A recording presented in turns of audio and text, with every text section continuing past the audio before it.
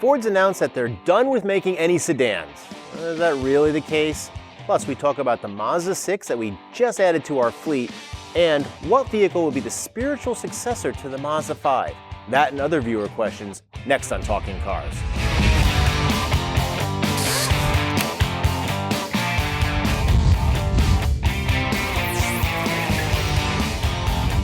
Hi everybody, and welcome to another episode of Talking Cars with Consumer Reports. I'm John Lincove. I'm Jake Fisher. I'm Jennifer Stockberg. And I almost thought we were going to do this episode outside. Spring has finally arrived in the Northeast. Yay. It's only May. Short sleeves. Short sleeves, some tan. Yeah. Not for all of us. Sorry. Oh, Yeah. rub it in.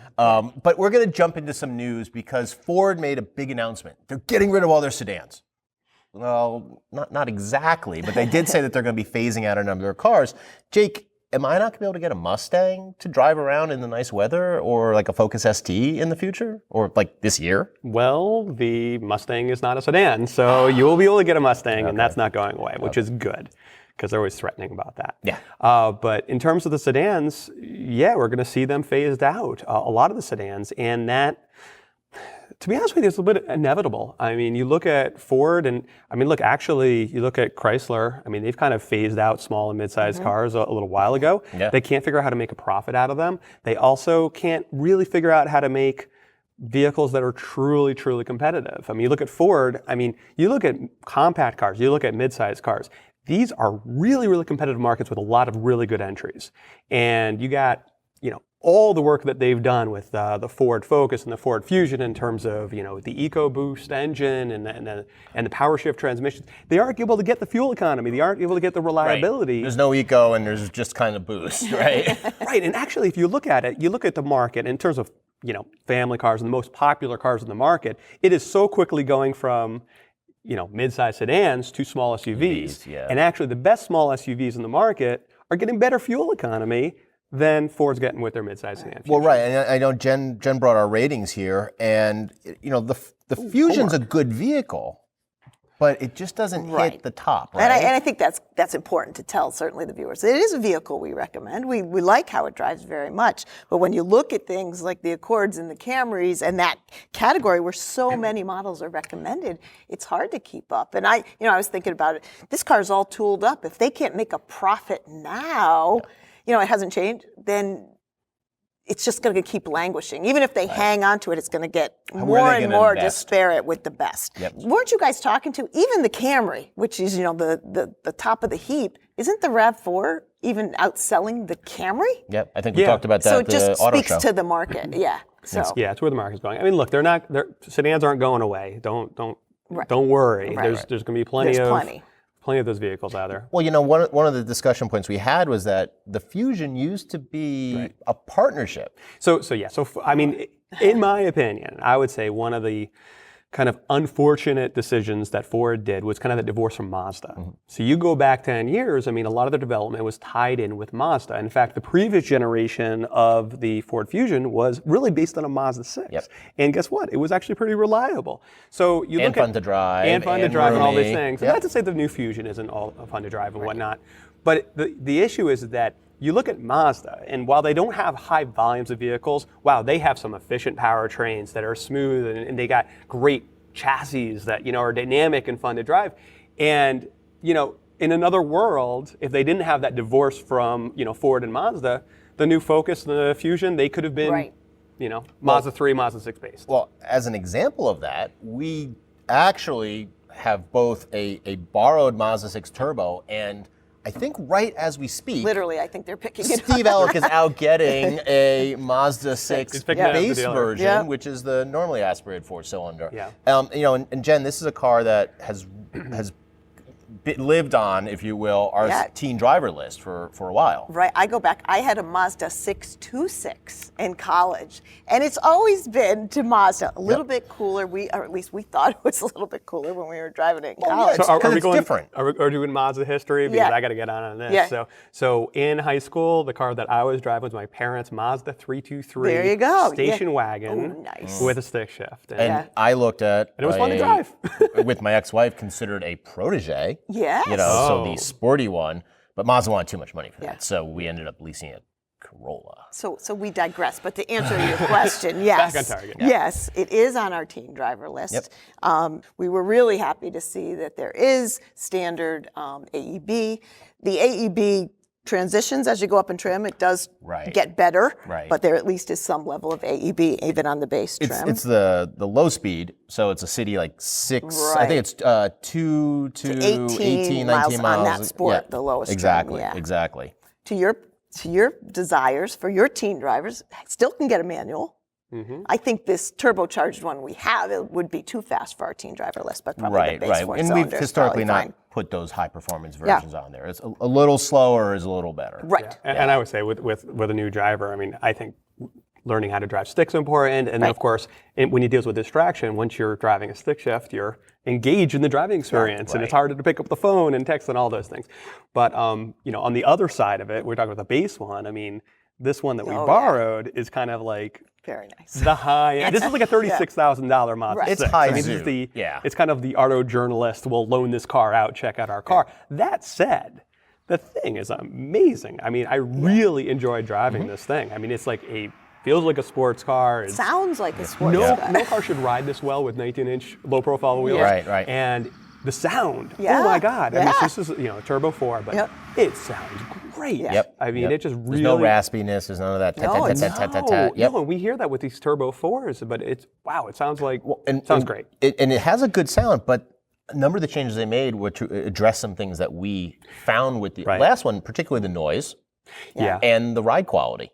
Those are two big, detriments to the last one. And this is a vehicle, certainly outfitted like this. This is a car that just great steering feel. It doesn't beat you up with the ride. No. It's got a compliant ride. The noise is better. I mean, it's kind of like, BMW. It's a bit, It's a front-wheel drive BMW? It's a front-wheel drive BMW. From BMW's building front-wheel drive car. Well, the world's turning upside down. Twisted and turned, exactly.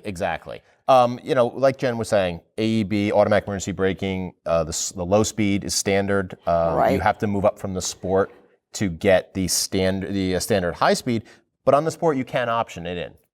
So I think that much like they did with the CX-5, you're going to see it incrementally roll in as a standard feature across all. And I would add, you get other things too. Blind spot gets added, lane departure gets added as you step up through the and lane keeping assist. Right. So And if this is like other Mazdas, I mean, actually, they're going to wind up, because people who buy Mazdas tend to be kind of enthusiasts and into it, and not just buying, hey, I need transportation. Like I was in college. Like you used to be? Still are. You drove it the other night. I still am. Yes, that's what you meant. Yeah. But because of that, there'll probably be a fair amount of pretty well equipped. They're going to probably sell a decent amount of these turbos. And the high end vehicles. Yeah, unlike a lot of manufacturers where they talk about the turbo, they talk about the 300 horsepower. It goes to the auto journalists. It goes to auto journalists and 10% of the market, and then the other 90% of the people buy the rental standard one, right? Well, I like that driving that one. I can't wait to get ours in. I hope Steve gets back in time. And we'll talk about more, and you'll see it online when we put up our just in our first videos. Right. That's going to take us quickly to viewer questions because we really have some good ones this week. We're also getting a lot of video responses and text messages to our iMessage handle. So TalkingCars@iCloud.com. I do have to read it. That's a mouthful. But I don't have to read this. Thank you very much. Keep sending them in. We really appreciate it, and it's a great forum for you guys to send us messages.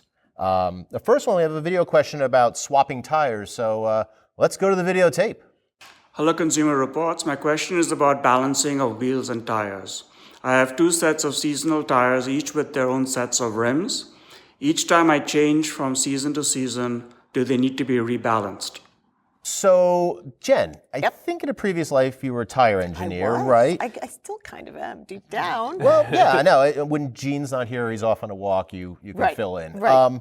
So we'll fill in today. Like the guy asked, do you really need to balance your wheels and tires combo if you're taking them on and off in a set? You're not popping the tire off. Right. They're mounted on the rim, and the short answer is no. You do not have to rebalance if you haven't changed the orientation of the tire to the wheel and you've just stored it that way. Yep. So it does bring up, though, you talked about it's spring now, so I just want to appeal and say, if you are still riding on winter tires. Because it could snow any moment. Because I think we're done. Yeah. But you never know. But it's time to take them off. It is much better for keeping your tire for more seasons because they are softer, they wear more quickly, as well as keeping shorter braking distances. They're not made for warmer weather. Right. They're not made necessarily for cleared roads in the warmer weather. So time to take them off.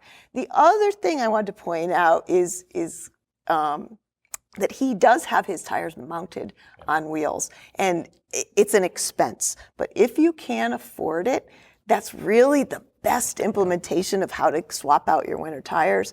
You minimize the risk of the mounting and dismounting process every year. You minimize the risk of damaging now the tire pressure monitoring sensors that are typically in that wheel cavity, and you protect potentially your nicer wheels from sand and salt and corrosion of what's on the road. Certainly. In the And winter. in some vehicles, you even want to go down a size. Right. You may in even the go snow narrower. tires. Right. Yeah. Right. Yeah, and actually, I mean, if you look at steel wheels, they aren't that expensive. And in the long run, you may actually wind up being better off because it does cost something. I mean, let's say a wheel balancer, a mounter and everything.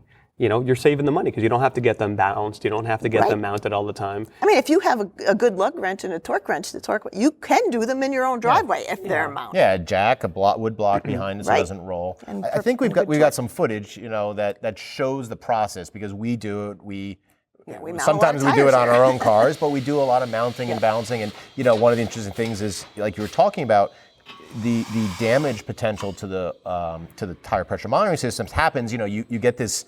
They're putting the tire on and then filling it with air, and it's this big bang that goes on. But the sensors are so sensitive, sensitive sensors, that if you don't mount it properly, it's going to damage that, and they do cost money. And we have really nice mounting equipment. Yes. That you're probably seeing in the video. Not every garage has that level of mounting. So you're risking the sensors, which may cost more than wheels do. Right. And you're also risking the tires because the bead. You could damage the bead, and again, the steel wheels. I mean, look, almost a lot of these new cars, they come with these low-profile alloy wheels. You hit a pothole in the winter. Yep. Yeah. Not so good. And a lot of people who live in apartments or condos say, I don't know where to store it. A lot of places, if you do buy the package from them, they'll actually store them for you, out of season. So even there, it's a way around it. We had just actually over the winter, the test cars, we often, we'll be hitting potholes. And Yeah. And the amount it costs to replace a tire and brand new wheel is, package, I mean, well over $1,000. We just said on our Lexus LS, well over $1,000 to replace a wheel and a tire. We've got a really good question here about high-speed automatic emergency braking, which is AEB and forward collision warning, FCW, two things that we really feel should be standard on every trim of every model. The question is, I recently rented a Volvo S90 sedan, and it brought me to a stop when I wasn't paying attention to the car ahead of me that had slammed on its brakes. But why are there high and low speed versions of AEB? Isn't AEB supposed to work at all speeds? Okay, there is a difference with systems between manufacturers and brand, but Jake, why is there even a low speed system?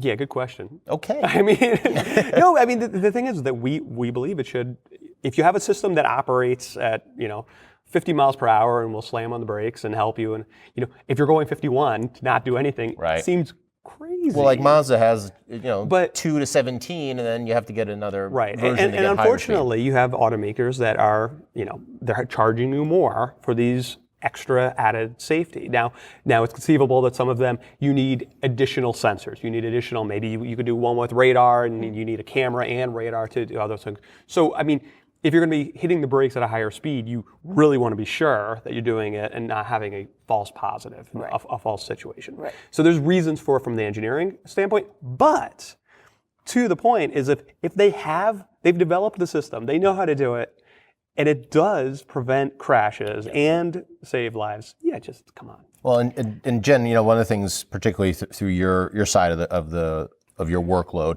you have some staffers who look at the different systems, and one will bring you to a stop, like he was talking about, but there is a difference in high-speed and low-speed AEB. Right. So I think that's part of it is kind of this kind of steps into the delivery of AEB so that one, consumers aren't getting a perception that it's going to stop them from all speeds. Yeah, so 75 that's miles an kind hour. of the difference. These low-speed systems, they will typically bring you to a stop, as this person experienced, but they can't do that from highway speeds. Right.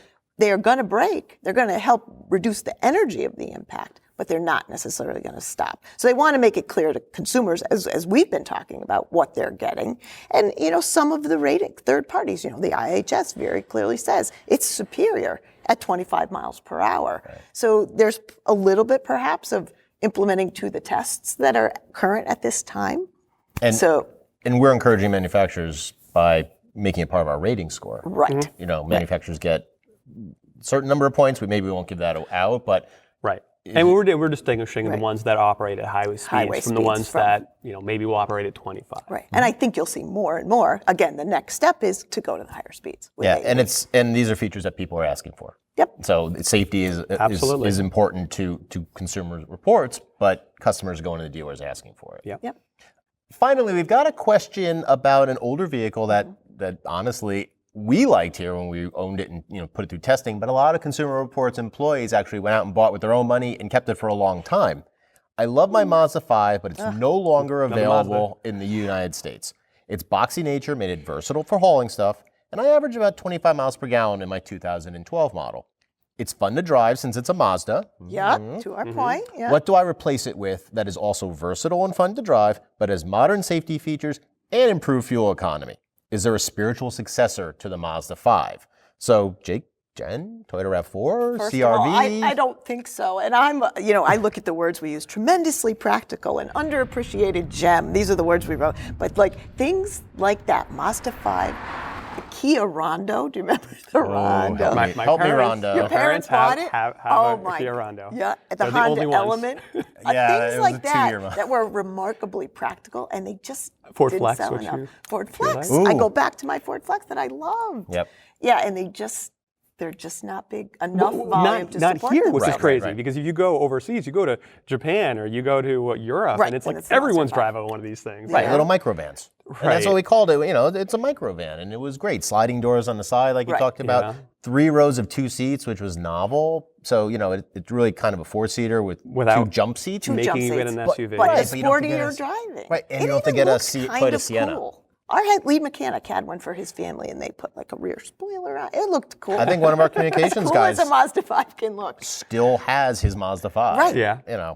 Yeah. So what are we going to tell him? We get another Mazda. I mean, I would go CX-5. I know it's an SUV, but the way the CX-5 drives, it doesn't drive like a RAV4 or a CRV. I mean, it Right. drives It sporty. does. It does. It's a fun vehicle to It drive. could be had in front-wheel drive. And you can get a front-wheel drive, So, sure. he's lived with a front-wheel drive Mazda 5 for a while. Right. I do think he's going to be I think that's the right answer. I do. But I do think they're going to have a transition and maybe even a little disappointment about visibility and access and all of that the Mazda 5 offered that the CX-5 just does not. So there you have it. Save your Mazda 5 in the backyard for fun driving and get a CX-5 to have a modern safety and fuel Right. economy vehicle. On that note, that's it for this episode of Talking Cars with Consumer Reports. As always, check the show notes for more information on the vehicles and topics we discussed. Thanks for watching. See you next time.